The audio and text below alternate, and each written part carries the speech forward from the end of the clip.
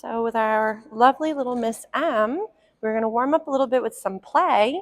So I know, again, I had mentioned, the Flirt pole can be a really great fun toy to wrestle with. So make sure with, especially with littles and even puppies that have never really played with it, is you want to keep the lure low on the ground. So I know we've discussed this a little bit earlier with some of the other babes.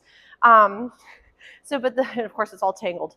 Good job, cuteness. Is the benefit of this, again, is you're working the lovely bitey end of the puppy on the appropriate item versus you or your littles or the other dogs at the home. So this way Miss M can have a little practice for getting a little excited and coming back and forth between that arousal and sort of jazz moment and using that mouth to then coming back and slowing down or checking in and getting a little soft again. She's like, woohoo, wild lady. So if when practicing, she's done a great job grabbing and catching the critter, and now she's just running around with it. Let's say she doesn't quite have that drop or give or out quite as well yet. I sometimes like to go right into my little positive interrupter and go right into a little find it. So then from there, I might go again and have the toy come alive. She's like, I'm going to catch it. Nice job. And I don't want to make it too hard for her, because I want her to feel that it's successful and not always like a hardship to try to catch the critter. She's doing a great job. Nice job. So she's obviously, too, very food driven. So once she sees that the critter stops wiggling, nice job, cuteness, is then she goes and, for example, lets go, and she comes to do a little check-in. So sometimes if you find, ready, find it, that she's more of a food lady, which is very typical for the labs, is maybe as the toy is wiggling, that's when it means come play, let's wrestle. And then as a toy slows down and stops, maybe that's a great moment where she starts to learn that checking in, yes, is what we're looking for. Great job. Very pretty. So if you also find as the arousal goes up, remember how we mentioned that their mouth is a very good indicator as well for their comfort range, or if they're too jazzed, she's like, lady, I'm starving. We're able to do a little find it. So if you're finding that she's kind of gobbling up fingers and she's a little jazzed, I would recommend to feed flat palm, or go ahead and feed the ground. If, let's say, sometimes she gets a little jazzed, oh my goodness, chewing is optional. We'll see if she goes to play again. Oh my goodness, wild woman, it's coming to get you.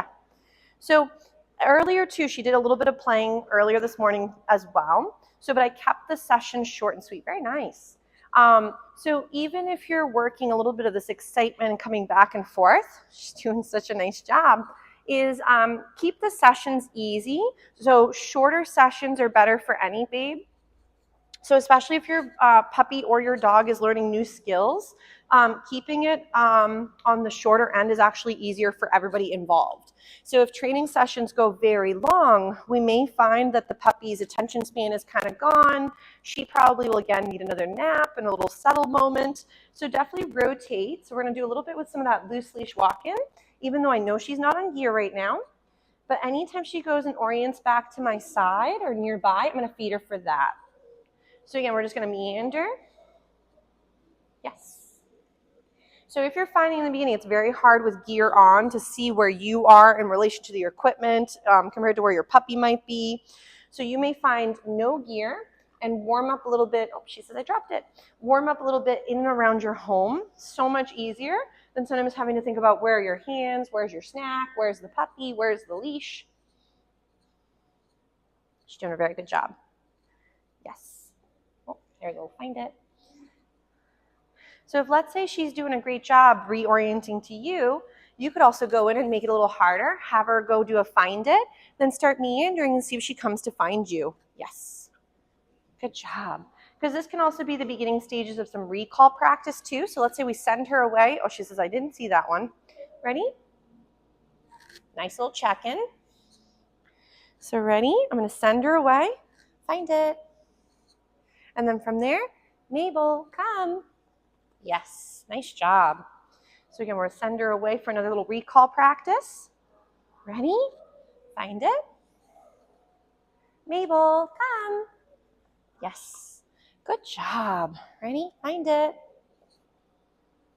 Nice. Mabel, come. Yes.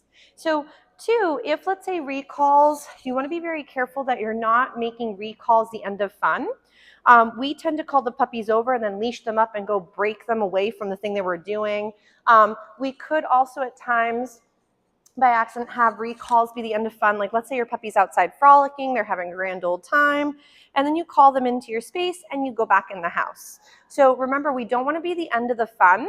So maybe you do a little recall and you send her away to go sniff again. Maybe do a recall and she gets a little snack and then she goes back into playing. But if every time it's recall and we're done, then that starts to create more of that negative association with recalls. And we want her to think that recalling to us is part of a really fun game, not the end of other games. Nice. Ready? Find it. Mabel, come. Oh my goodness, running and chewing is hard. Good job, cuteness. They're so good. So we're going to toss in a little snack. Nice. And you can even do this a little bit where you toss the food, get her up and wiggling, and then when she comes back into your space, feed for that connection again. Nice, right here, very pretty. And this can be a really great way to start, if you can also drop snacks by accident, but this could be a great way to start building in a little bit of this lovely loose leash walk-in. Yes.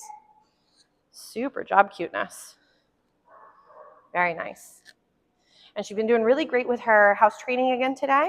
We've gone out. She's had several pee breaks, and she didn't see that one. And she had a poop break. I know it's very exciting, but she's been doing a really good job having her kind of hold it for the little moments in between little breaks and then go out for a successful outdoor break. Nice. Find it. Mabel, come. Beautiful. So we'll give our little Miss Em a little breather from this.